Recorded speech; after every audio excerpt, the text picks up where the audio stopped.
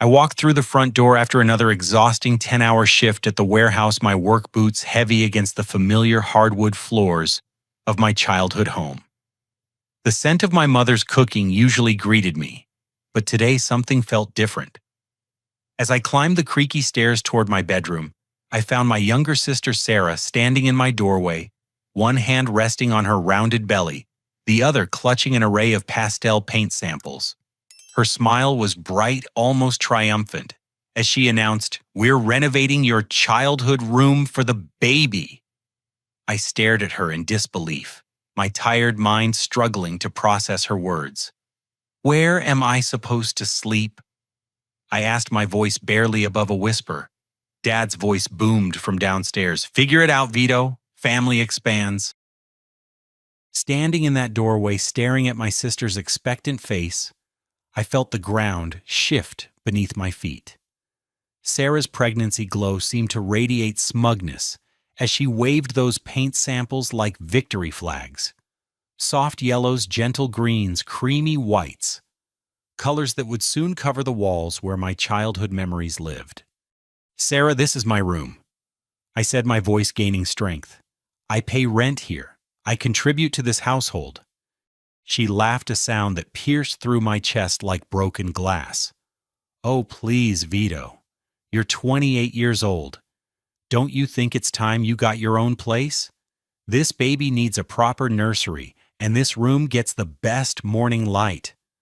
I descended the stairs 2 at a time, my work boots thundering against each step.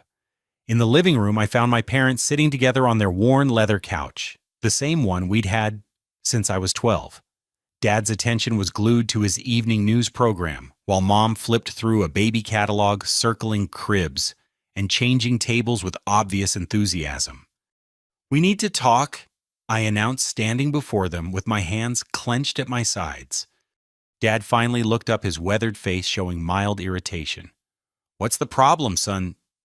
"The problem is that I pay $2,800 every month to live here.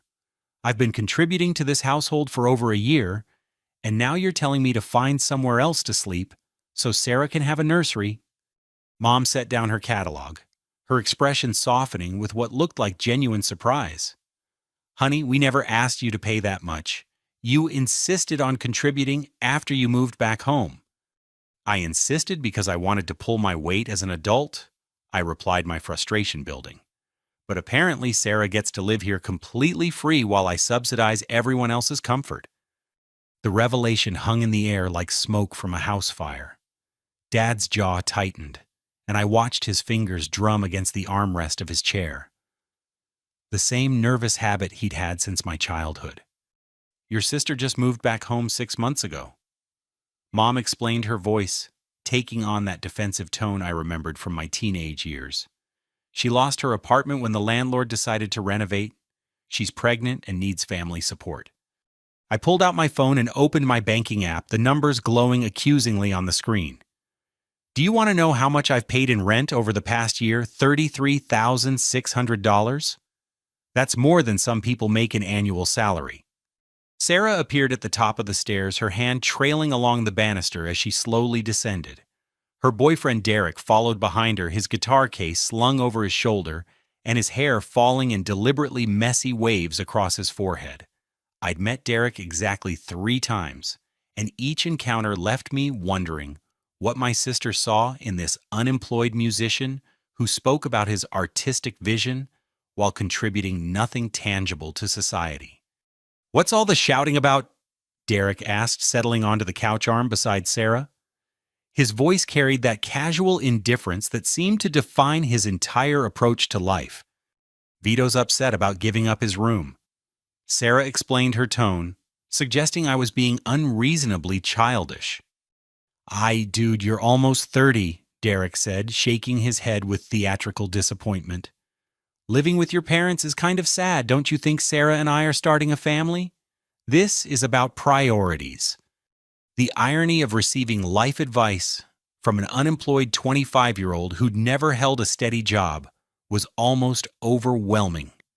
I turned back to my parents, searching their faces for some sign of recognition, some acknowledgement of the unfairness in this situation. Let's have a family meeting, Dad announced using the same authoritative tone that had settled disputes when Sarah and I were children. Everyone sit down. We arranged ourselves in the living room like opposing armies preparing for negotiation. Mom perched on the edge of her chair, clearly uncomfortable with the tension crackling through the air. Dad leaned back with his arms crossed, his expression unreadable.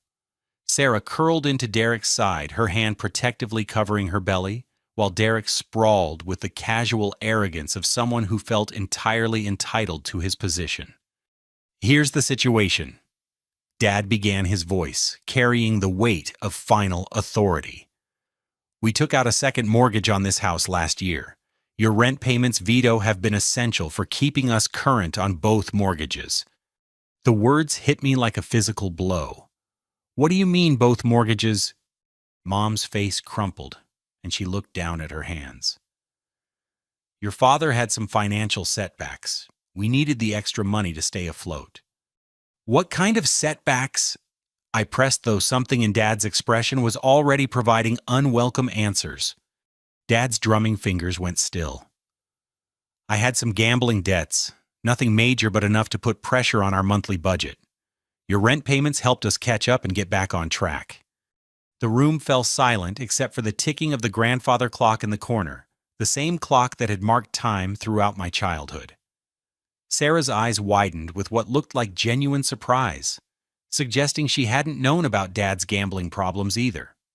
So you've been using my rent money to pay off gambling debts? I said, slowly making sure I understood correctly. Not household expenses, not utilities or groceries or maintenance, gambling debts. It's more complicated than that, Dad protested, but his defensive tone confirmed my worst suspicions. Derek whistled low under his breath. That's heavy, man. I stood up abruptly, my chair scraping against the hardwood floor. I need some air. Outside on the front porch, I sat on the steps where I'd spent countless summer evenings as a child, watching neighborhood kids ride their bikes and listening to the distant sounds of backyard barbecues. The familiar comfort of this place felt tainted now, corrupted by the knowledge that my financial contributions had been funding my father's destructive habits rather than supporting the family home I thought I was helping to maintain. My phone buzzed with a text from my best friend Marcus, still on for drinks Friday. I stared at that message for several minutes, realizing I hadn't been out for drinks or dinner or any social activity in months. Every dollar I earned went toward rent, groceries, gas, and the modest savings account I was slowly building for my own apartment someday. That someday had always felt distant and theoretical. But sitting on these porch steps with my world crumbling around me, it suddenly felt like an urgent necessity. When I returned to the living room, the family meeting had devolved into Sarah and Mom enthusiastically discussing nursery themes, while Dad stared at the television with studied intensity. Derek was tuning his guitar, apparently bored with family drama that didn't directly involve him. I want to see the actual numbers, I announced, interrupting their conversation. I want to know exactly where my rent money has gone. Dad's head turned toward me slowly, his expression guarded. That's between your mother and me. No, it's not, I replied firmly. If I'm paying to live here, I have a right to know how that money is being used, especially if you're planning to kick me out for someone who contributes nothing. Sarah's face flushed red. I'm pregnant, Vito. I can't exactly work a warehouse job right now. You could work somewhere, I pointed out. Lots of pregnant women work, and Derek could definitely work somewhere. Derek looked up from his guitar with an expression of mild offense. I'm pursuing my music career. That's work. Playing guitar in coffee shops twice a month isn't a career, I said, my patience finally exhausted. It's a hobby that doesn't pay the bills.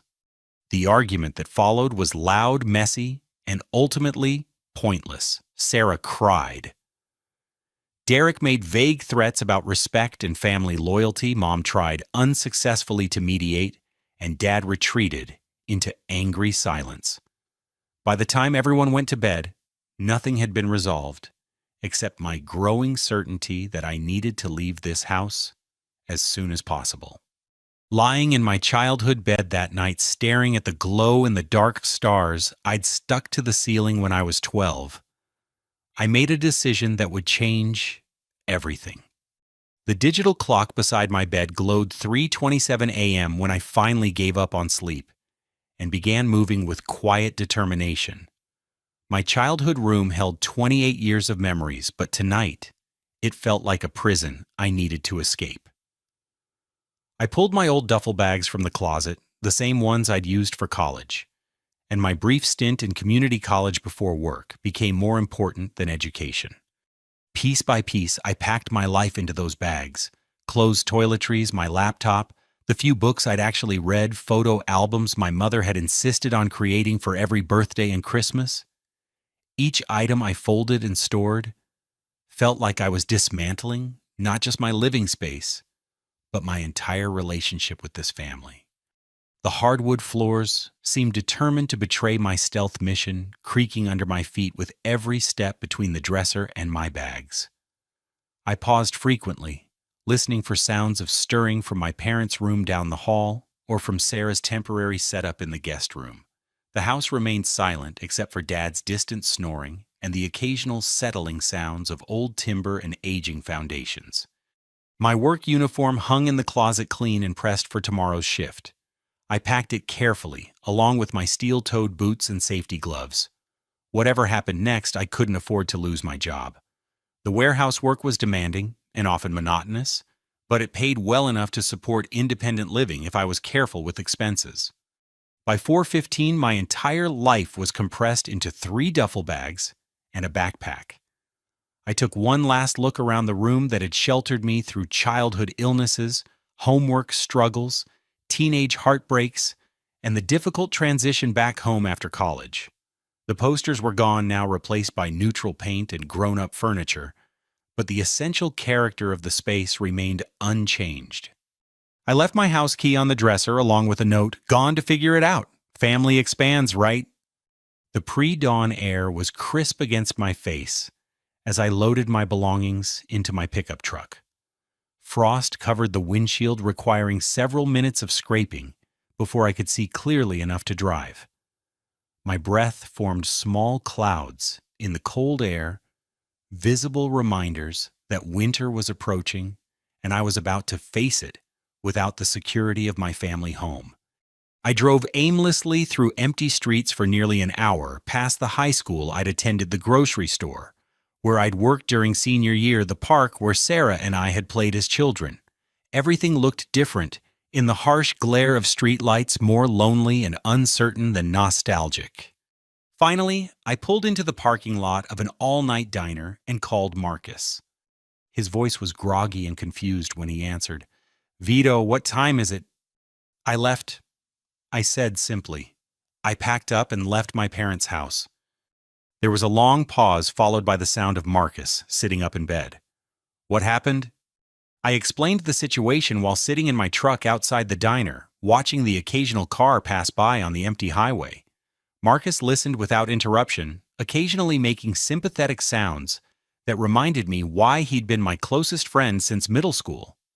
"You can crash at my place," he offered immediately. "My couch isn't comfortable, but it's yours for as long as you need it." "I can't impose like that," I protested, though relief was already flooding through my chest. "You're not imposing. You're accepting help from someone who cares about you. There's a difference." Marcus lived in a one-bedroom apartment across town, a modest place he'd rented after graduating from trade school and landing a job as an electrician. His building was older, but well-maintained, with a small parking lot and laundry facilities in the basement. When I arrived at 5:30 a.m. with my bags and my shame, he met me at the door with coffee and genuine concern. "This is temporary," I insisted as we arranged my belongings in his living room. "I'll start looking for my own place immediately." "Take your time," Marcus replied, handing me a pillow and blanket. "You need to process what happened before you make any major decisions." His couch was indeed uncomfortable, too short for my frame, and soft in all the wrong places, but it represented something invaluable: independence.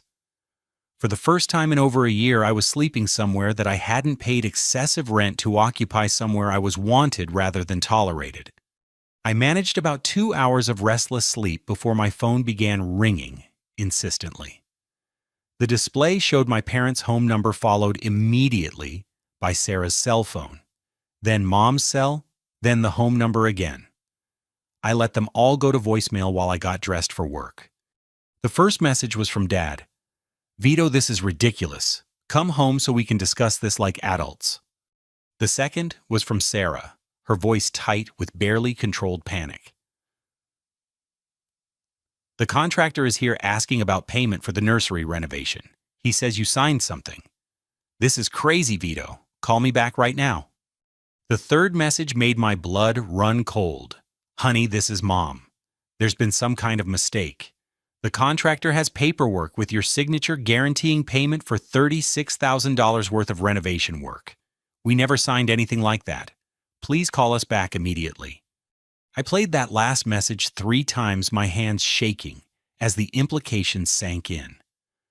Someone had forged my signature on a construction contract, making me legally responsible for renovations I'd never authorized for a room I'd been kicked out of.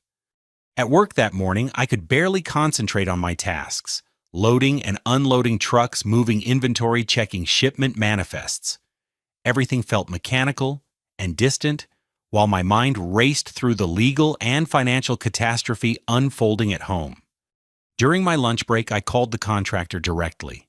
Ben Rodriguez had been doing renovation work in our neighborhood for years, known for quality craftsmanship and reasonable prices.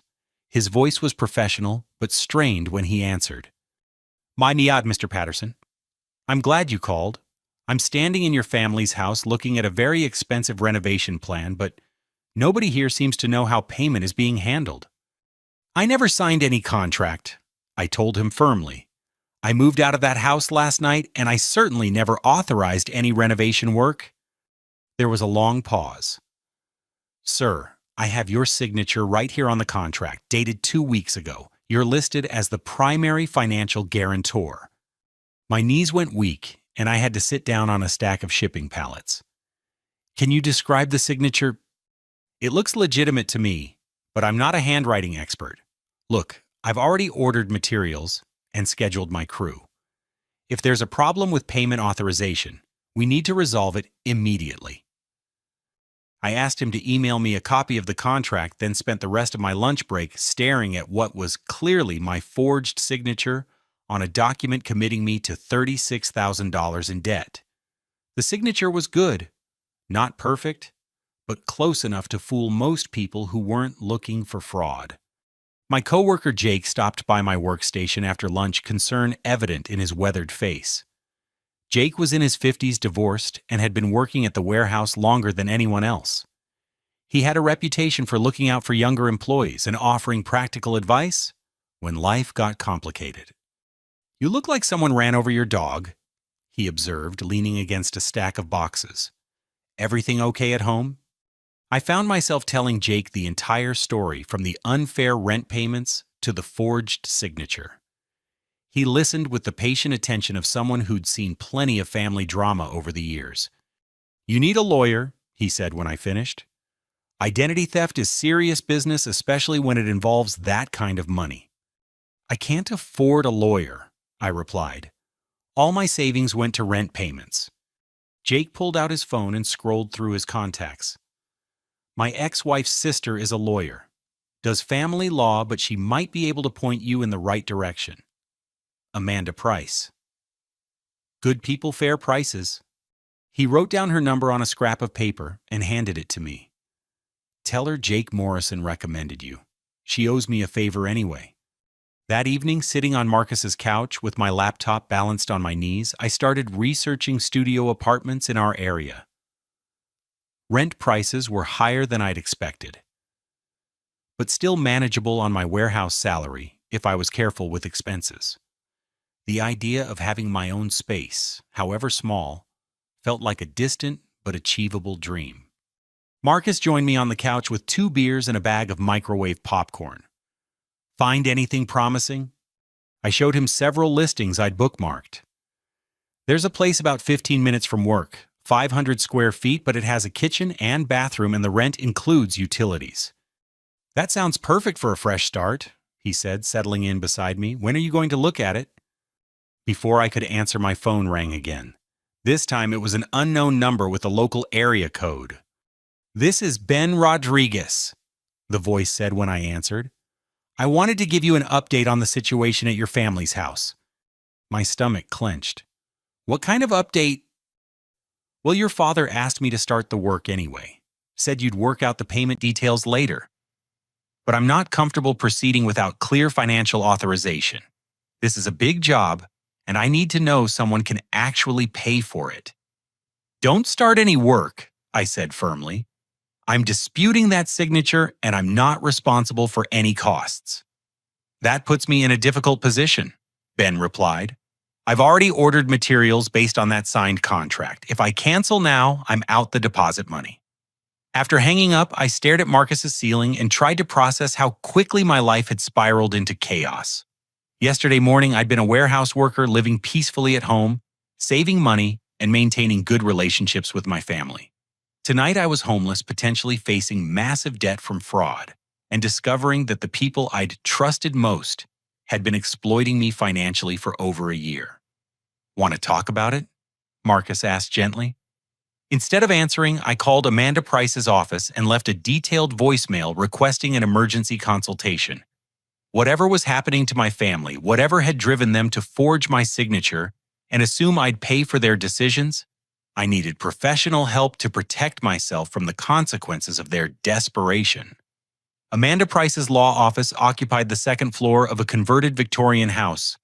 Downtown, her nameplate displayed beside those of two other attorneys who shared the building. The waiting area was small, but professional, furnished with burgundy leather chairs and law journals arranged on a polished wooden table. When she emerged from her office to greet me, I was struck by her no-nonsense appearance. Gray hair pulled back in a practical bun, wire-rimmed glasses, and a handshake that conveyed both competence and compassion. "Jake Morrison spoke highly of you," she said, leading me into her office. "He mentioned you're dealing with some family financial issues." I handed her the printed copy of the forged contract, watching her expression grow increasingly serious as she examined the document. Her office walls were lined with law books and diplomas, but also photographs of what appeared to be her grandchildren and a small collection of pottery that suggested interests beyond legal work. "This is identity theft," she said after several minutes of careful review. "The signature is close, but there are subtle differences that a handwriting expert would catch immediately. More importantly, you have documentation proving you were never present when this contract was supposedly signed." She pulled out a yellow legal pad and began taking notes as I explained the timeline, my work schedule, the family meeting, my departure from the house, and the contractor's phone call.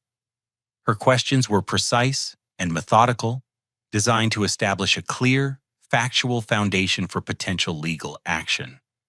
"The challenge," she explained, "is that this involves family members. Prosecuting your own parents for fraud creates complications beyond the legal aspects.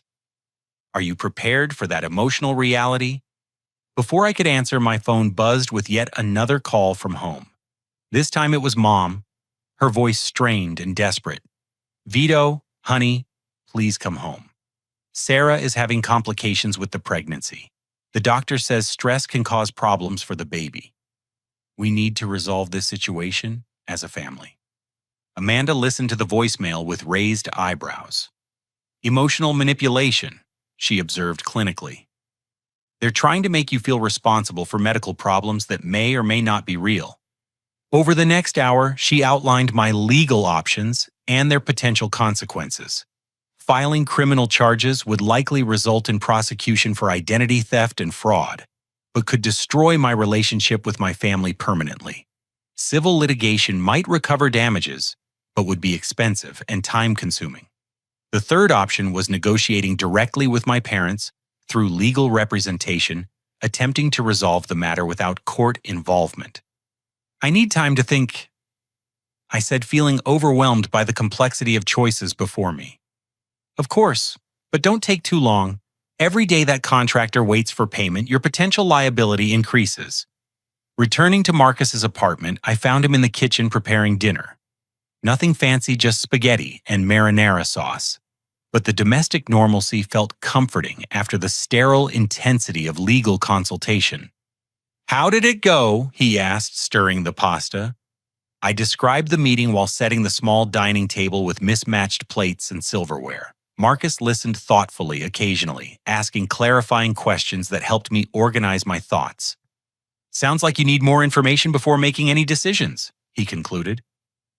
"What do you actually know about Sarah's pregnancy? Have you seen medical records, talked to her doctor, witnessed any prenatal appointments?" The question stopped me mid-bite. I realized that despite living in the same house for months, I'd never seen concrete evidence of Sarah's pregnancy beyond her growing belly and frequent mentions of doctor visits. She'd been private about medical details, always going to appointments alone or with Derek, never sharing ultrasound photos or discussing specific pregnancy milestones. "Now that's weird, right?" I asked. "Most pregnant women can't stop talking about their prenatal care." "It's worth investigating," Marcus agreed, "especially if they're using the pregnancy to justify major financial decisions." That evening, while researching apartment listings and calculating budget scenarios, I received an unexpected visitor. Derek appeared at Marcus's door looking disheveled and agitated, his usual casual demeanor replaced by obvious anxiety. "We need to talk," he said, glancing around nervously as if expecting surveillance. Marcus invited him in reluctantly, clearly uncomfortable with Derek's presence in his small apartment. Derek declined the offered chair and instead paced between the living room and kitchen, his nervous energy filling the space. "Look, this whole renovation thing has gotten out of hand." He began running his hands through his hair. "Sarah's parents are freaking out about the money the contractor is demanding payment, and now there's talk about lawyers and criminal charges." "Maybe you should have thought about that before forging my signature," I replied, watching his reaction carefully. Derek's face went pale. "I didn't forge anything, man. I don't even know what your signature looks like." His denial seemed genuine, which raised uncomfortable questions about who had committed the fraud. If Derek wasn't responsible, that left my parents or Sarah as the most likely suspects. "Who did sign the contract?" I pressed. "Your dad handled all the paperwork," Derek said quickly. "He said you'd agreed to help with the nursery costs since you'd been living there rent-free." "I wasn't living there rent-free," I corrected. "I was paying $2,800 a month." Derek stopped pacing and stared at me with obvious confusion. "What are you talking about? Sarah said you weren't paying anything. That's why her parents were being so generous letting you stay there." The implications of this revelation settled over the room like a heavy blanket. Either Derek was lying, or Sarah had been lying to him about my financial contributions to the household. Given Derek's obvious anxiety and confusion, I was beginning to suspect the latter. "Derek, how long have you known about the renovation plans?" I asked. "Sarah mentioned it a few weeks ago. Said her parents wanted to surprise you by fixing up the room as a nursery, and you'd volunteered to help pay for it since you'd been living there for free." Marcus leaned forward in his chair. "So Sarah told you Vito wasn't paying rent, and your parents told you he'd agreed to pay for renovations?" "Exactly," Derek confirmed. "I thought it was cool of him to help out, family supporting family." I felt pieces of a disturbing puzzle beginning to align in my mind. Sarah had apparently been telling Derek one story, while my parents told the contractor something entirely different. The forged signature was just one element of a larger deception that seemed designed to manipulate everyone involved. "Derek, can I ask you something personal?" I said. "How well do you know Sarah?" His defensive expression suggested he didn't like the direction of my questioning. "We've been together 8 months. Why, have you been to any of her doctor appointments? Seen ultrasound photos? Met her obstetrician?" Derek's silence stretched uncomfortably long before he answered. "She's private about medical stuff. Says it makes her nervous to have people hovering around asking questions." Marcus and I exchanged glances. In my experience, pregnant women were usually eager to share ultrasound photos and discuss their prenatal care with partners and family members. Sarah's secrecy was beginning to seem suspicious rather than simply private. "There's something else," Derek continued reluctantly. "Her parents have been asking her to move back to her old bedroom instead of staying in the guest room. They want to use that room for storage or something, but Sarah insists on staying put until the nursery is ready." "Why would that matter if she's pregnant?" Marcus asked. "Wouldn't any comfortable room work temporarily?" Derek shrugged, but his expression suggested he'd wondered the same thing. "She gets emotional when I bring it up, says I don't understand the stress she's under." After Derek left, I called Amanda Price's emergency number and described the new information. Her response was immediate and concerning. "You need to obtain medical records," she said. "If the pregnancy is fraudulent, that changes everything about this case. It would mean the entire renovation justification is based on deception." "How do I get medical records without Sarah's consent?" "You probably can't legally, but you can ask direct questions and observe inconsistencies in her answers. You can also research her supposed medical providers and verify whether she's actually a patient." That night, lying on Marcus's couch and staring at the ceiling, I tried to reconcile the sister I'd grown up with and the person who might be capable of such elaborate deception. Sarah had always been dramatic and sometimes selfish, but outright fraud seemed beyond her character. Yet the evidence was mounting toward an unavoidable conclusion. Someone in my family was lying about fundamental facts, and I was being manipulated to pay for their deception. I made a decision that would change the direction of everything that followed. Instead of confronting my family directly or filing immediate legal charges, I would investigate quietly and methodically, gathering evidence until I understood the complete scope of what was happening. The next morning, I called in sick to work for the first time in over 2 years and began the process of uncovering the truth about my family. The first step in my investigation required a level of deception that made me uncomfortable. But Amanda Price had been clear. Solid evidence was essential for any legal action. I spent the morning at the public library using their computers to research pregnancy documentation and medical record requirements, learning what questions to ask and what red flags to identify. Marcus had taken the day off to help me his electrician's training in methodical problem-solving proving invaluable for organizing our approach. We created a timeline of Sarah's supposed pregnancy, starting with her announcement 6 months earlier and tracking through to the current renovation crisis. If she's really pregnant, there should be a clear progression of medical appointments, physical changes, and preparation activities. Marcus observed, reviewing our notes. If she's faking it, there should be gaps and inconsistencies we can identify. Our first stop was the medical office Sarah claimed to attend for prenatal care. Dr. Patricia Williams operated a family practice in a modern building near the hospital, her waiting room filled with parenting magazines and children's toys. The receptionist, a middle-aged woman named Helen, greeted us with professional courtesy. "We're trying to verify insurance coverage for Sarah Patterson." I explained using a story Amanda had suggested. "I'm her brother, and there's been some confusion about her policy status." Helen's fingers moved efficiently across her keyboard before she looked up with a puzzled expression. "I'm not showing any patient by that name in our system. Are you sure this is the right office?" My heart began racing, but I kept my voice calm. Could she be listed under a different name? Maybe her boyfriend's last name? What would that name be? Derek Morrison? More typing followed by another negative result. Helen suggested checking the spelling or trying other medical offices in the area, but her confusion seemed genuine. If Sarah was receiving prenatal care, it wasn't happening at Dr. Williams' office. Our next stop was the pharmacy, where Sarah claimed to pick up prenatal vitamins and other pregnancy-related medications. The pharmacist, a young man named Tony, was initially reluctant to discuss patient information, but he confirmed that no one named Sarah Patterson or Sarah Morrison had filled prescriptions there in the past 6 months. "This is getting weird," Marcus muttered as we sat in his car outside the pharmacy.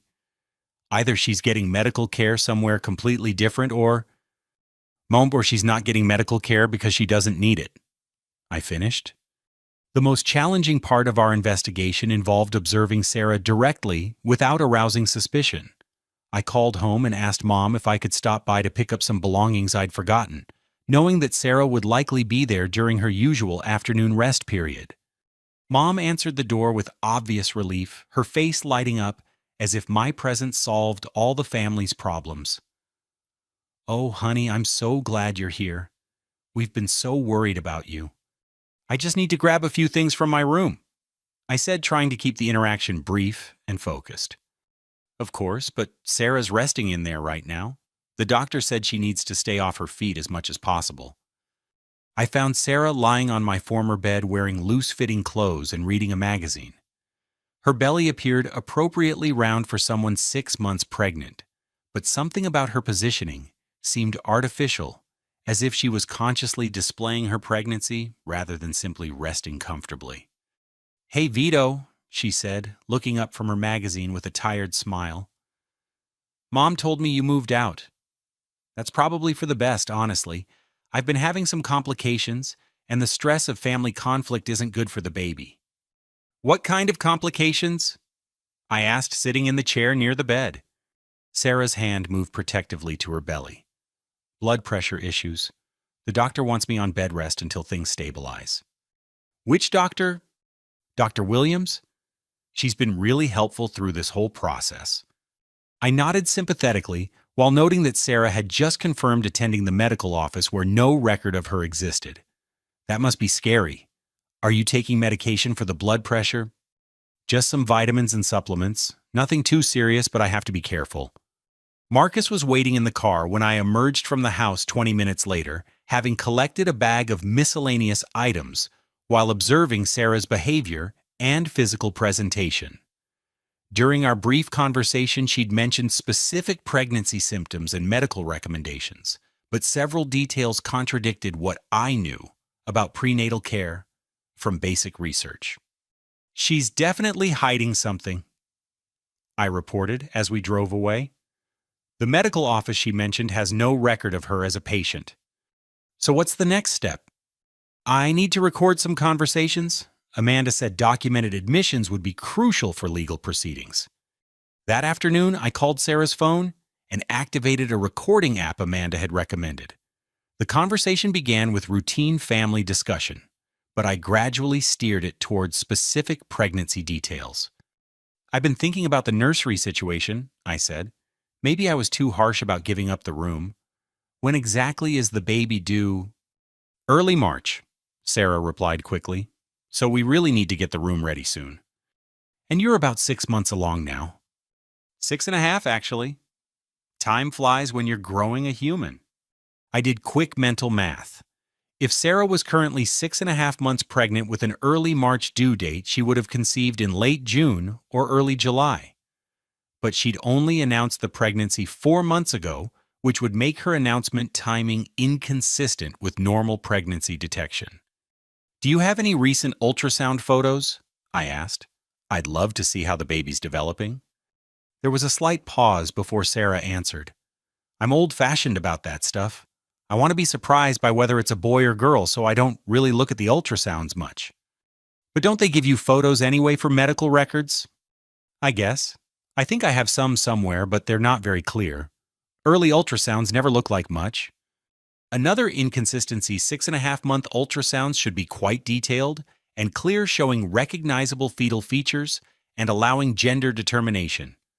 Sarah's vague answers about medical documentation were becoming increasingly suspicious. Over the next 3 days, Marcus and I systematically documented inconsistencies in Sarah's pregnancy narrative.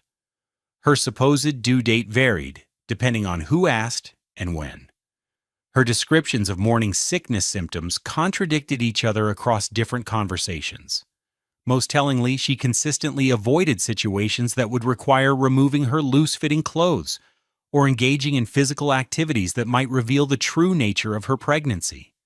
The breakthrough came when Derek called me unexpectedly, his voice tight with anxiety and confusion. "I need to ask you something and I need you to be honest with me," he said without preamble. "Okay, what's going on?" "Have you noticed anything weird about Sarah lately? I mean, beyond the normal pregnancy stuff?" My pulse quickened. "What kind of weird?" "She's been really secretive about everything. Won't let me come to doctor appointments, won't show me ultrasound photos, gets angry if I ask specific questions about the pregnancy. And yesterday I accidentally bumped into her belly and it felt, I don't know, not right." This was the opening I'd been waiting for. "Derek, I've been investigating Sarah's pregnancy claims, and I think you need to know what I found." I spent the next hour detailing my research findings, the medical offices with no patient records, the pharmacy with no prescription history, the inconsistent timeline and symptom descriptions. Derek listened with growing shock and anger. "Are you saying she's not pregnant at all?" "I'm saying there's no medical evidence supporting her pregnancy claims and multiple inconsistencies in her story. But her belly, the weight gain, the morning sickness. All of that can be faked," I explained gently. "Prosthetic bellies, loose clothing, behavioral changes. If someone was motivated enough, they could maintain the illusion for months." Derek was quiet for several minutes, processing the implications. "Why would she do something like that?" "I think she needed a reason to move back home rent-free and justify expensive renovations paid for by someone else. The pregnancy gives her victim status and makes anyone who questions her seem heartless."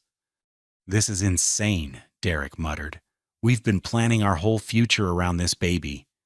"Derek, I'm recording this conversation for legal reasons, and I need to ask you directly based on everything you know. Now, do you believe Sarah is actually pregnant?" His answer when it came was barely above a whisper. "No, I don't think she is." That recording, combined with the medical research and documented inconsistencies, gave me the evidence Amanda Price needed to proceed with legal action. But first, I had to decide whether to confront my family directly or involve law enforcement immediately. The decision was made for me the next morning when Ben Rodriguez called with an ultimatum. "Mr. Patterson, I need payment authorization today, or I'm filing a lien against the property and pursuing legal action for breach of contract. I can't wait any longer." "File whatever you need to file," I replied, "but you'll be suing the wrong person." "Then who should I be suing?" "The people who actually live in that house and authorized the work. I have evidence that my signature was forged." It was time to bring everything into the open and let the truth reshape my family's future, whether they were ready for it or not. The family meeting I called for Sunday afternoon felt like preparing for battle. Amanda Price had spent Friday reviewing all my documented evidence and planning a strategic approach that would expose the deception while protecting my legal interests. She advised me to remain calm, present facts methodically, and allow the truth to speak for itself, rather than engaging in emotional confrontation. I arrived at my childhood home carrying a manila folder thick with documentation, medical office confirmations, pharmacy records, timeline inconsistencies, and Derek's recorded admission of doubt about Sarah's pregnancy. My parents greeted me with obvious relief, apparently interpreting my request for a family meeting as willingness to compromise on the renovation situation. "I'm so glad you want to work this out," Mom said, embracing me at the front door. "This whole situation has been tearing our family apart." Dad emerged from the living room with Derek following behind him, both men looking uncomfortable but hopeful. Sarah appeared at the top of the stairs, moving slowly and keeping one hand on her rounded belly in a performance of pregnancy fragility that now seemed obviously theatrical. "Where is everyone supposed to sit?" she asked plaintively. "The contractor moved all the furniture around and my back is killing me." I waited until everyone had settled in the living room before opening my folder and placing the first document on the coffee table, where everyone could see it clearly. "This is a written confirmation from Dr. Patricia Williams' office." I began, my voice steady and professional. "According to their patient records, Sarah Patterson has never been treated at their practice. The silence that followed was deafening. Sarah's face went pale, but she quickly recovered with an expression of confused innocence. "That's impossible," she protested. "I've been going there for months. Maybe they made a mistake with their records." I placed the second document on the table. This is a similar confirmation from Miller Pharmacy, where Sarah claims to pick up prenatal vitamins. They have no record of filling prescriptions for anyone named Sarah Patterson or Sarah Morrison. Dad leaned forward to examine the papers, his expression shifting from hope to concern. "What exactly are you suggesting, Vito?" "I'm not suggesting anything," I replied calmly. "I'm presenting documented facts that contradict Sarah's claimed pregnancy narrative." Derek cleared his throat nervously. "Actually, I've been having some doubts myself." Every head in the room turned toward him with sharp attention. Sarah's eyes widened with what looked like genuine panic. "What kind of doubts?" Mom asked. Derek's voice was barely audible. "About whether Sarah is actually pregnant?" The explosion of voices that followed Derek's admission created chaos in the small living room. Sarah began crying loudly, claiming pregnancy hormones made her emotional and vulnerable to family attacks. Mom demanded to know how Derek could doubt such an obvious condition. Dad shouted for everyone to calm down so they could discuss the situation rationally. I waited for the noise to subside before placing my phone on the coffee table and pressing play on Derek's recorded confession from 3 days earlier. His voice filled the room with stark clarity. "Based on everything you know now, do you believe Sarah is actually pregnant?" "No, I don't think she is." Sarah stopped crying abruptly, staring at the phone with dawning horror. "You recorded our private conversation." "I recorded evidence of fraud," I corrected. "Which brings me to the next issue." I pulled out the forged construction contract and placed it beside the other documents. "Someone signed my name to this $36,000 renovation agreement without my knowledge or consent. That's identity theft, which is a felony in this state." Dad's face had gone ashen. "Vito, son, there's been a misunderstanding." "What kind of misunderstanding involves forging someone else's signature on a legal document?" The room fell silent except for Sarah's intermittent sniffling. I could see understanding dawning in my parents' expressions as they realized the legal implications of what had happened. "I signed your name," Dad admitted quietly, "but I thought you'd agreed to help with the costs." "When did I agree to that?" "Sarah said you'd volunteered to contribute since you'd been living here without paying rent." I turned to look at Sarah directly. "When did you tell Dad I wasn't paying rent?" Her defensive response came quickly. "I never said that exactly. I said you weren't paying market rate for the room." "Sarah, I've been paying $2,800 per month for over a year. That's more than market rate for most apartments." Mom gasped audibly. $2,800? "Sarah, you told us Vito was only contributing $300 for groceries." The web of deception was finally unraveling in real time. Sarah had been telling different versions of the truth to different family members, manipulating everyone's understanding of the financial and living arrangements to serve her own interests. And the pregnancy I pressed. "Are you going to continue claiming you're 6 months pregnant despite having no medical records, no prescription history, and no ultrasound photos?" Sarah stood up abruptly, her hands still protecting her belly. "I don't have to justify my medical privacy to any of you. This is harassment." "Then let's settle this definitively," I said, pulling out my final piece of evidence. I called Dr. Williams's office and asked about pregnancy confirmation procedures. They said any patient can request immediate verification of pregnancy status with a simple urine test. Will you take that test right now? The challenge hung in the air like smoke from an explosion. Sarah's face cycled through multiple expressions: anger, fear, defiance, calculation, before settling on desperate determination. "I'm not taking any test to prove something that's obviously true," she declared. "Look at me. I'm clearly pregnant." Derek stood up from his position beside her. "Sarah, just take the test. If you're really pregnant, it will shut down all these accusations immediately." "I shouldn't have to prove anything to people who are supposed to love and support me," she replied, but her voice carried less conviction than before.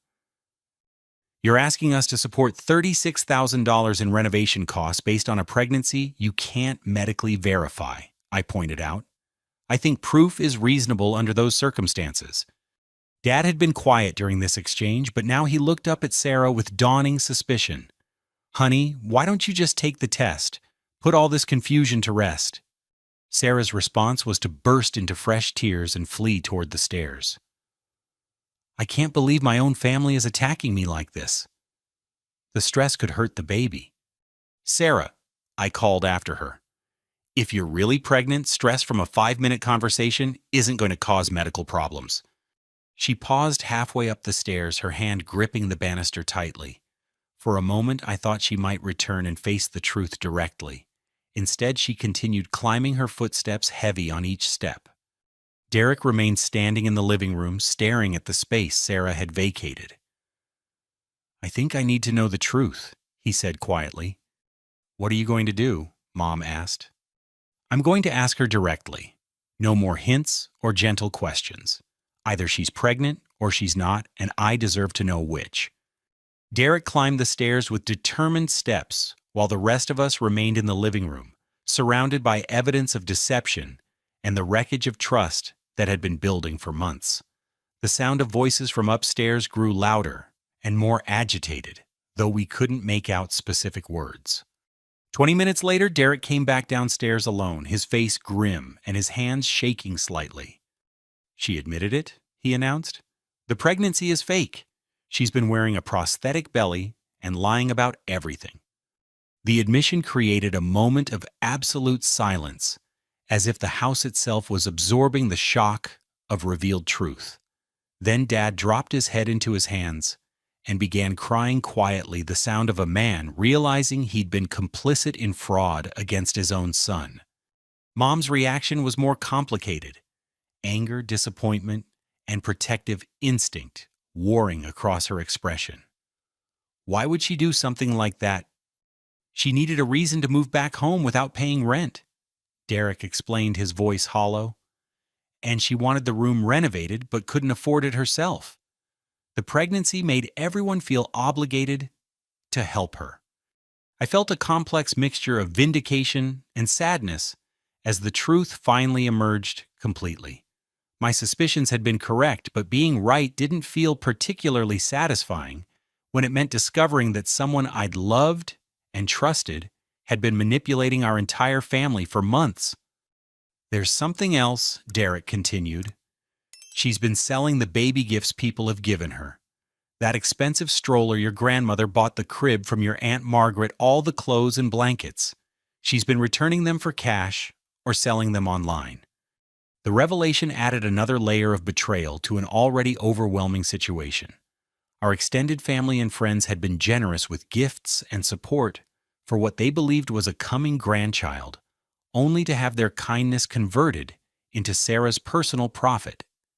Where is she now? I asked. Packing, Derek replied. I told her I couldn't be part of this anymore, and she said she didn't want to face any of you after everything came out.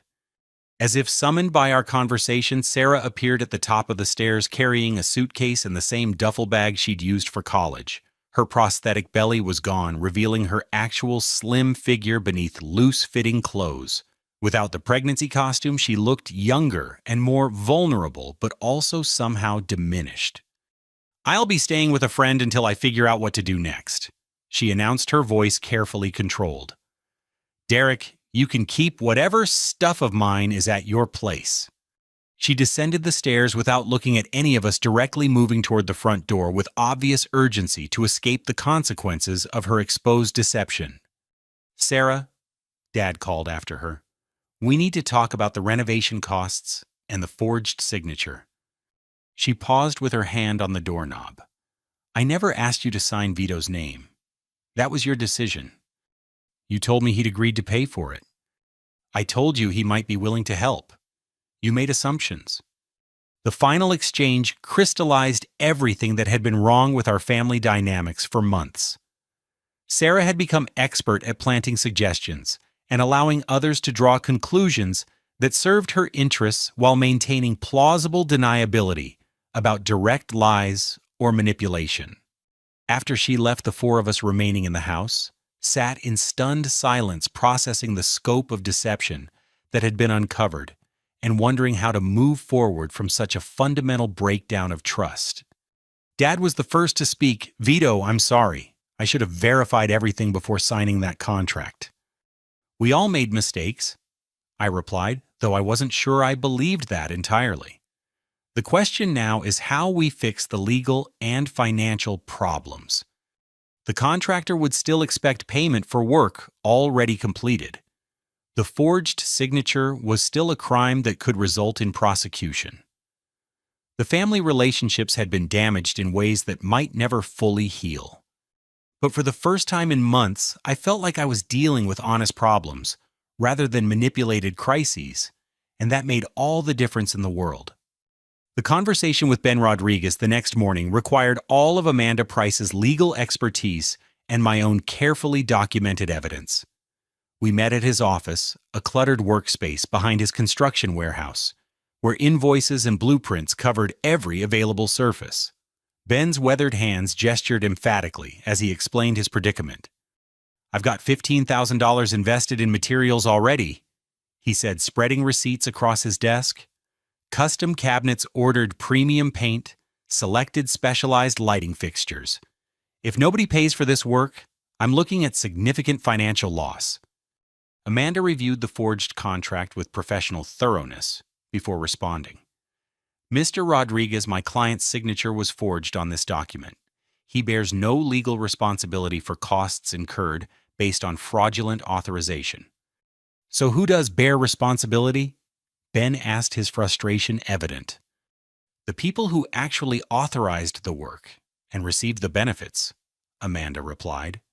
"In this case, that would be Frank and Linda Patterson, who own the property being renovated."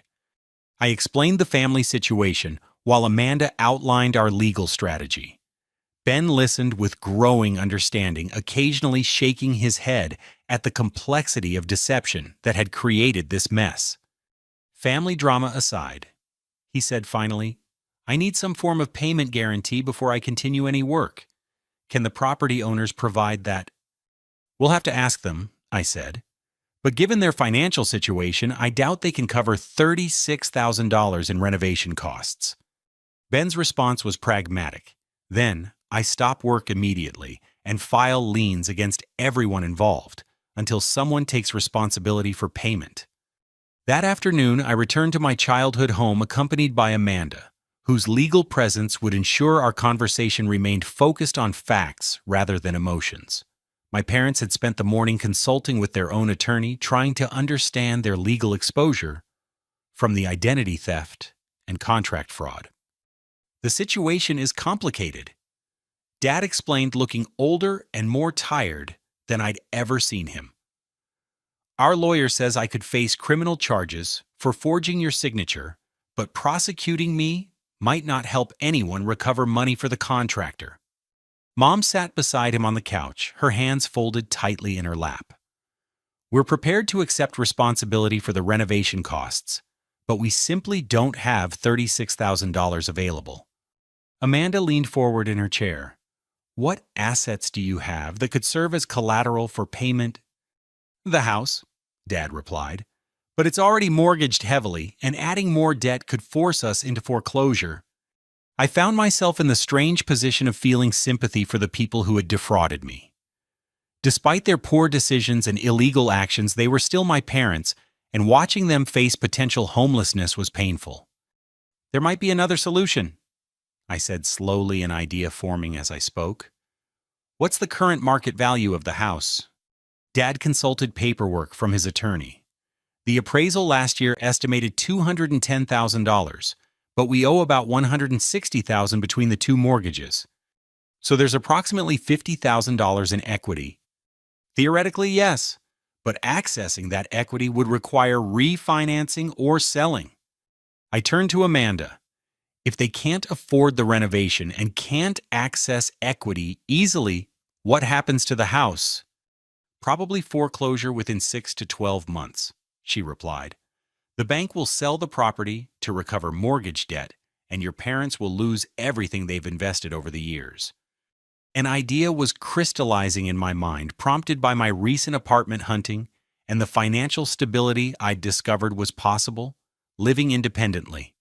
My warehouse job paid well enough to support a mortgage, especially if I could eliminate the excessive rent payments that had been draining my savings.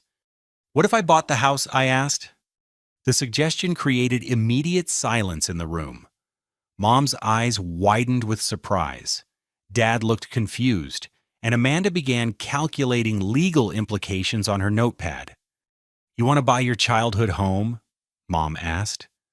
"I want to solve everyone's problems simultaneously," I explained. "You get enough money to pay off both mortgages and cover the renovation costs. I get property ownership instead of throwing money away on rent. The contractor gets paid for work already completed." Amanda looked up from her calculations. "It's possible but complex. You'd need mortgage approval, property inspections, title transfers, and legal resolution of the forgery charges." Dad's expression shifted from confusion to cautious hope. "You'd really be willing to buy the house after everything that's happened?" "I'd be willing to buy the house because of everything that's happened," I corrected. "I've learned I can't trust other people to act in my best financial interests. Property ownership gives me control over my living situation." Over the next several hours, we outlined a comprehensive solution that would address all the interconnected problems. I would apply for a mortgage to purchase the house at fair market value. The proceeds would pay off my parents' existing mortgages, cover the contractor's costs, and provide them with enough money to find alternative housing. My parents would plead guilty to misdemeanor fraud charges, but receive probation rather than jail time in exchange for making full restitution. The plan required complex coordination between multiple attorneys, the mortgage lender Ben Rodriguez, and the district attorney's office, but everyone involved had incentives to make it work. Ben would get paid for completed work. My parents would avoid foreclosure and serious criminal charges. I would achieve home ownership, and the legal system would see justice served without expensive prosecution. Amanda spent the remainder of the week negotiating details with all parties involved. My mortgage application process was accelerated due to my excellent employment history and the unusual circumstances of the purchase. A property inspection revealed that Ben's renovation work was high quality and actually increased the house's value beyond the cost of materials and labor. The breakthrough came when the bank's mortgage officer, Carol Stevens, reviewed our situation and proposed a creative financing solution. "Given the circumstances and your payment history to your parents," she explained during our meeting, "we can approve a mortgage that includes the renovation costs as part of the purchase price. This means you'll own a fully renovated property while solving everyone else's financial problems." The closing process took place on a gray October morning in a lawyer's conference room downtown. Ben Rodriguez arrived with final invoices and completed work documentation. My parents brought keys and deed paperwork, their expressions mixing relief with sadness at losing the family home. Amanda and Carol coordinated legal documents while Derek appeared as a witness, having agreed to testify about Sarah's fraud in exchange for immunity from prosecution. "This is probably the most unusual real estate transaction I've ever handled," Carol observed as we signed the final papers. "But everyone gets what they need," I replied, accepting the keys to my childhood home. Sometimes unusual solutions are the only ones that work. Dad shook my hand formally, after the closing, his grip firm, but his eyes emotional. "I'm proud of how you handled this situation, son. You could have destroyed us completely, but you found a way for everyone to move forward." "Family doesn't have to mean accepting fraud," I said, "but it also doesn't have to mean seeking revenge." Mom hugged me tightly before they left for their new apartment across town, a modest 2-bedroom place they could afford on Dad's reduced income now that his gambling addiction was being treated through court-mandated counseling. "Will we still be welcome to visit?" she asked. "Of course, but things will be different now. Honest, but different." That evening, I walked through my house, examining Ben's renovation work in what had once been my childhood bedroom. The nursery that had never been needed was now a beautiful home office, with custom shelving, excellent lighting, and a peaceful view of the backyard where I'd played as a child. Marcus helped me move my belongings from his apartment back to the house where I'd grown up, but now as an owner rather than a manipulated tenant. The full-circle nature of the situation wasn't lost on either of us. "So you ended up exactly where you started?" he observed, carrying boxes up the front steps. "Not exactly," I corrected, looking at the deed with my name listed as sole owner. "I started here as someone else's dependent. I'm ending here as someone who controls his own destiny." The difference was more profound than geography or ownership status. I'd learned to investigate rather than accept, to document rather than trust blindly, and to protect my interests while still maintaining compassion for family members who'd made destructive choices. 3 months later, Sarah sent a letter apologizing for the deception and requesting forgiveness for her actions. She'd moved to another state and found work as a restaurant server, apparently learning to support herself rather than manipulating others for financial assistance. Derek had returned to school for automotive technology training, using the crisis as motivation to develop practical job skills. My parents visited regularly but briefly, maintaining relationship while respecting the new boundaries our change dynamic required. Dad's gambling addiction counseling was progressing well, and Mom had found part-time work that helped them afford their smaller living space. The house felt different now. Quieter, more peaceful, free from the tension and deception that had made it uncomfortable for so long. I was considering getting a dog, maybe renovating the basement into a workshop, definitely planning to host a proper Thanksgiving dinner, where everyone would be welcome but no one would be allowed to exploit anyone else's generosity. Justice had been served not through punishment, but through transformation. Everyone involved had faced consequences for their actions, but everyone had also received opportunities for positive change. Sarah had learned she couldn't manipulate her way through life indefinitely. My parents had confronted the destructive patterns that had nearly destroyed their family and their finances. Derek had discovered the importance of questioning rather than blindly accepting. And I had learned that standing up for yourself doesn't require destroying the people who've wronged you. Sometimes the most powerful response to betrayal is creating a better situation for everyone involved, including yourself. 6 months after purchasing my childhood home, I stood in the kitchen preparing dinner for a gathering that would have been impossible during the months of family crisis. The house felt completely different now. Lighter, more spacious, filled with the kind of peace that comes from honest relationships and clear boundaries. Sunlight streamed through windows I'd had professionally cleaned, illuminating the hardwood floors I'd refinished myself during weekend projects.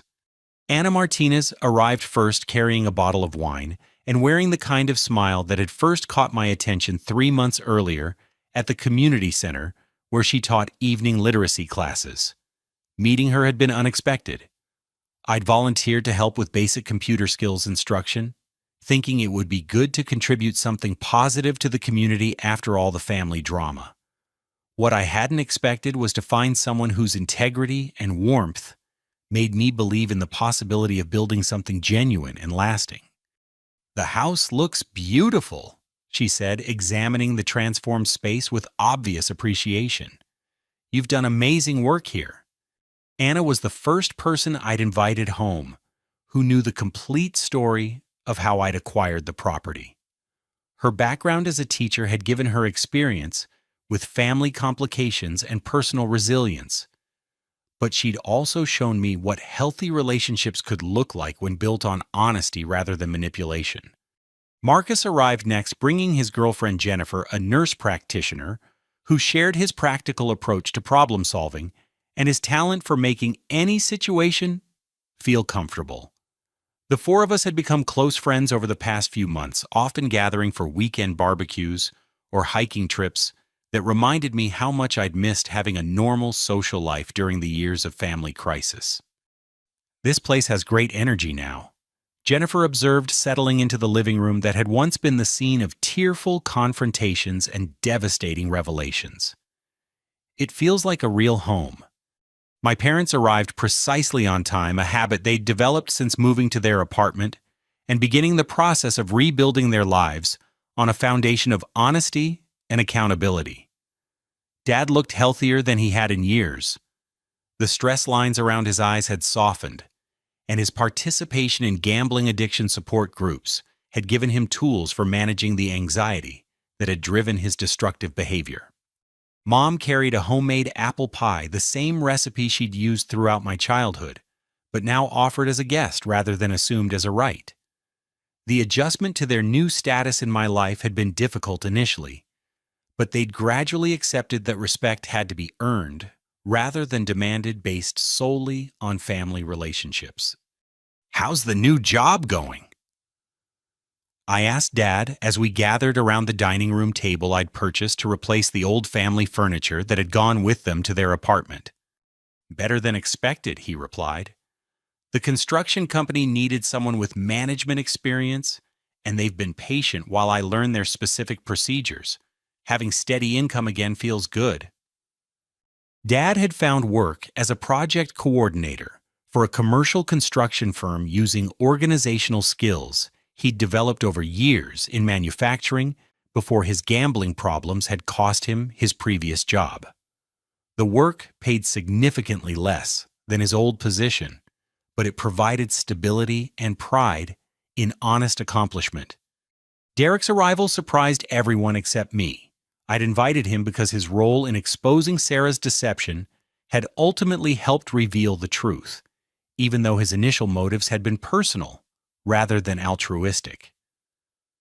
He looked remarkably different from the unemployed musician who'd once dismissed my concerns about family fairness. His automotive technology training had given him both practical skills and professional confidence. "I start working at the Honda dealership next week," he announced, obvious pride in his voice. "Full-time mechanic position with benefits and opportunities for advancement." "Ah, that's excellent news," Anna replied, her teacher's instincts recognizing the significance of Derek's transformation from directionless young man to skilled professional. The conversation over dinner was relaxed and genuine, covering topics from work and relationships to community events and future plans. Nobody mentioned the crisis that had brought us all together, but its lessons were evident in the thoughtful way everyone communicated and the obvious care taken to maintain honesty and mutual respect. After dinner, while others relaxed in the living room, I found myself standing in what had once been my childhood bedroom and was now my home office. The space held no remnants of the fake nursery that had been planned here. Ben Rodriguez's renovation had created something entirely different, a workspace that reflected my own interests and goals rather than someone else's deceptive fantasies. The walls displayed photographs I'd taken during recent hiking trips with Anna and Marcus, along with certificates from professional development courses I'd completed at the warehouse. A bookshelf held technical manuals, personal finance guides, and novels Anna had recommended. The desk supported my laptop and the paperwork for the home improvement projects I was planning to complete over the coming year. Anna joined me in the doorway, her presence comfortable and undemanding. "What are you thinking about?" "How different everything is now," I replied. 6 months ago, this room was supposed to be a nursery for a baby that didn't exist, paid for with money I didn't owe, to benefit someone who was lying about everything. And now? Now it's exactly what I need it to be. Nothing more, nothing less, nothing false. Anna's hand found mine, her touch warm and reassuring. "You created something honest from a situation full of lies. That takes character." Through the window, I could see the backyard where I was planning to build a deck next spring, a project I'd designed myself, fund from my own savings, and complete for my own enjoyment rather than to satisfy someone else's expectations or manipulations. The freedom to make decisions based solely on my own judgment and resources felt revolutionary. After years of family obligations that had been shaped by deception. The sound of laughter from the living room drew us back to our guests, where Marcus was telling the story of a particularly challenging electrical repair job, while Jennifer and my parents listened with obvious entertainment. Derek contributed his own work stories, and the conversation flowed with the easy comfort of people who genuinely enjoyed each other's company. As the evening wound down and guests began leaving, Dad approached me privately in the kitchen while I loaded the dishwasher. "I want you to know," he said quietly, "that what you did for our family took more courage and wisdom than I had at your age. You could have destroyed us, but you found a way to save everyone while protecting yourself. I learned from watching your mistakes," I replied not unkindly, "and from realizing that enabling destructive behavior doesn't help anyone, including the people being enabled. Sarah called me last week," he continued. "She's doing well in Arizona, working 2 jobs, sharing an apartment with a roommate, learning to support herself honestly for the first time in her adult life. How does she feel about everything that happened? Embarrassed? Grateful? Still working through the shame of what she put everyone through? Her therapist says facing consequences was probably the best thing that could have happened to her long-term development."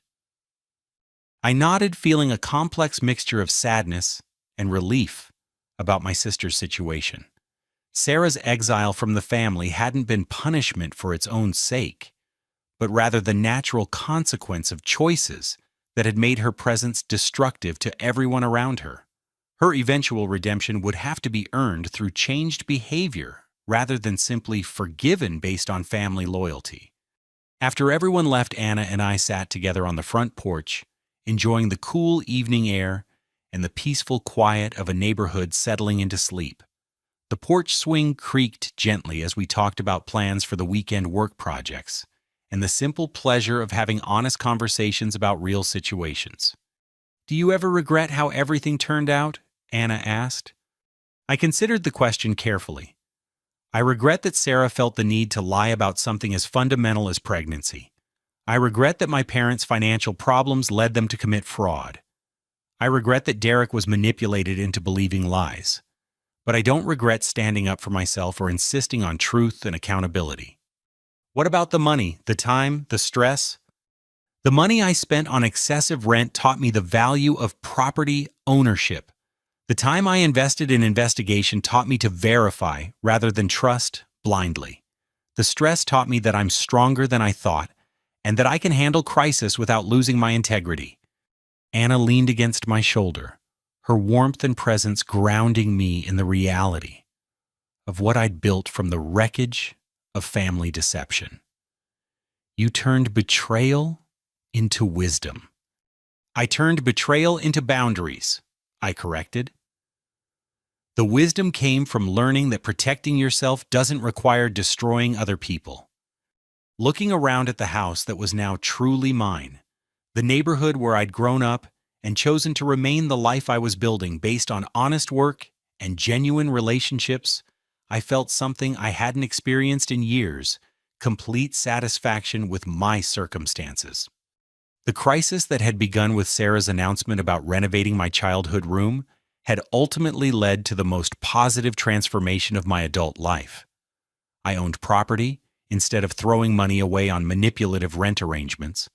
I had relationships based on honesty rather than family obligation. I had learned to investigate rather than accept, to document rather than trust blindly, and to stand up for myself while still maintaining compassion for people who'd made destructive choices. Most importantly, I had discovered that family loyalty didn't require accepting abuse, that forgiveness didn't require forgetting lessons learned, and that the strongest relationships were built on mutual respect rather than shared history or genetic connection. The young man who'd walked through that front door 6 months earlier, exhausted from warehouse work and resigned to unfair treatment, had been replaced by someone who understood his own worth and refused to compromise his principles for the sake of avoiding conflict. The transformation hadn't been easy, but it had been necessary and ultimately liberating. As Anna and I prepared for bed in the master bedroom, I'd claimed as my own after my parents moved out. I felt grateful for every difficult lesson the crisis had taught me. Tomorrow would bring new challenges and opportunities, but I would face them with the confidence that comes from knowing you can handle whatever life presents while maintaining your integrity and protecting your interests. The boy who'd grown up in this house had finally become the man who deserved to own it. Have you ever found yourself in a situation where family members took advantage of your generosity or trust? How did you handle discovering that people close to you weren't being honest about their motivations or circumstances?